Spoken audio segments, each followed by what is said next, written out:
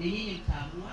Kama mko sawa na sisi tunataka ikuwe renovated committee na ona kiongozi wetu ambaye tunamheshimu sana Baba Raila Amolo Odinga, yeye pia akiingia kwa hii maneno haya mambo ya NG-CDF atoke ndani,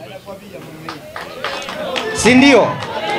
Atoke ndani ya hii maneno. Yeye ni mtu mkubwa, yeye ako kule juu, sisi ni watoto chini yake. Isionekane kwamba anapendelea magovernors, isionekane kwamba anapendelea senators, kwa sababu sisi wabunge ndio tunaendesha ground. Kama Raila akikuja hapa Matungu, nani atamkaribisha? Ni mimi ndio nitamkaribisha.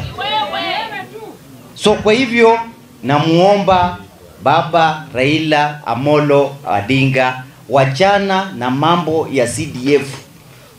Sisi wenyewe tunajua vile tutavurugana hapa chini na magovernors.